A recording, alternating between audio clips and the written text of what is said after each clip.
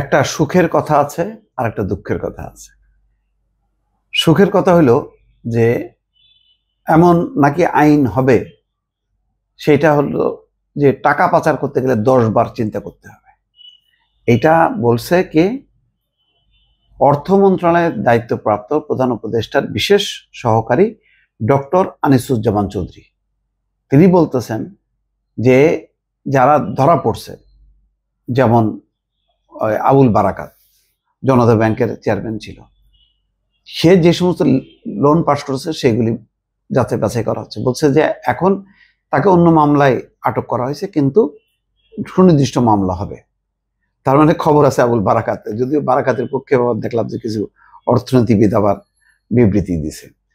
আচ্ছা, তারপরে বলছে যে অনেককে নজরদারির মধ্যে আছে, অনেকের বিরুদ্ধে মামলা আছে।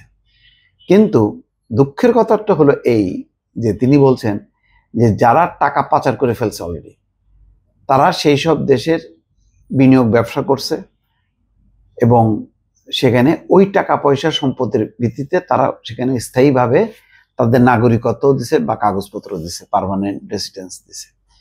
এখন ওই টাকা ওই দেশের সরকার আর ওইগুলি বাজেয়াপ্ত করে ফেরত দিতে চাচ্ছে না। এখানে আইনেরও অনেকগুলি বিষয় আছে। এই একটা জায়গায় কিন্তু আটকে গেছে। টাকা আসলেই হাতছাড়া হয়ে গেলে সেই টাকা ফেরত আনা খুবই কঠিন।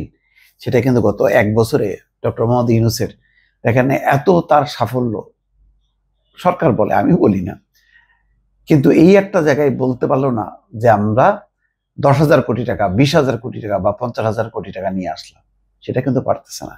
সেটার উনি কিন্তু বলছে, প্রধান উপদেষ্টার এই বিশেষ সহকারী, যে সুইজারল্যান্ড, আবুধাবি, কাতার, দুবাই, সিঙ্গাপুর, আমেরিকা, কানাডা ও যুক্তরাজ্য তথা লন্ডন সহ প্রতিটি দেশের আইন কানুন আলাদা। কোনো দেশে টাকা পেয়ে পাচারকারীদের নাগরিকত্ব অথবা স্থায়ীভাবে বসবাসের সুযোগ দেওয়া হয়েছে। মানে আমাকে ধরেন 10 লাখ টাকা বা 10 কোটি টাকা আমি দিলাম, ওই টাকার বেসিসে আমার নাগরিকত্ব দিল, কাগজপত্র দিল, তাহলে তো আমি সেখানে বৈধ হইলাম। এখন আমাকে ওই টাকা তো অ্যাকসেপ্ট করছে এই দেশের সরকার। এখন ওই টাকার বিনিময়ে তারা স্থায়ী বসবাসের সুযোগ দেওয়া হয়েছে, নাগরিকত্ব পাইছে।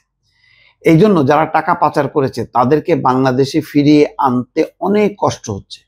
বিভিন্ন দেশ এক্ষেত্রে তাদের আইন কানুনের দোহাই দিয়ে স্বাভাবিকভাবে টাকা ফেরত দিতে চাইছে না। এটাই হলো বাস্তবতা। এই কারণেই টাকা আসতেছে না। এখন বলতেছে যে গত 16 বছরে বাংলাদেশ থেকে যত টাকা বিদেশে পাচার হয়েছে, তা যে দেশেই হোক না কেন, তা ফিরিয়ে আনার জন্য সব প্রকার জোর প্রচেষ্টা চলছে। তবে এক্ষেত্রে প্রত্যেক দেশের সঙ্গে আলাদা আলাদা চুক্তি করতে হচ্ছে, এই জন্য সময় লাগছে। বাস্তবে যত চুক্তি করা হোক না কেন, যদি একবার ওইটা অ্যাডপ্ট হয়ে যায়, মানে ভেতরে ঢুকে যায়, টাকাটা ব্যবসা বাণিজ্য বিনিয়োগে চলে যায়, সেই টাকা আসলে আনা যায় না। এবং অনেক দেশ কিন্তু এই পাচারকারীদের টাকায় মানে মোটামুটি তাদের ইকোনমি ফুলে ফেপে উঠছে। এখন মানে সুখের কথা হলো এই যে তিনি আবার বলতেছেন যে আমরা এমন আইন করে যাব যাতে আগামীতে বাংলাদেশ থেকে টাকা পাচার করতে গেলে 10 বার চিন্তা করবে, কারণ তারা কেউই রেহাই পাবে না, কোনোভাবেই তাদেরকে ছাড় দেওয়া হবে না।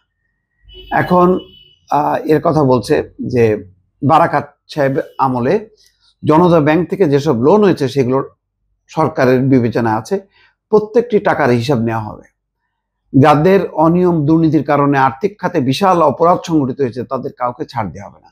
দেখ, এখন যারা লটকায় গেছে তাদেরকে না করবে যে, কিন্তু অধিকাংশ বড় বড় মোটা অঙ্কের টাকা তো বেড়ে গেছে, তাদের ক্ষেত্রে খুব একটা আশা করা যায় না। যদি হইতো তাহলে ডক্টর মোহাম্মদ ইউনূসের সময় হতো, কিন্তু সেটা আর হয়নি। দর্শক, এটা হলো বাস্তবতা।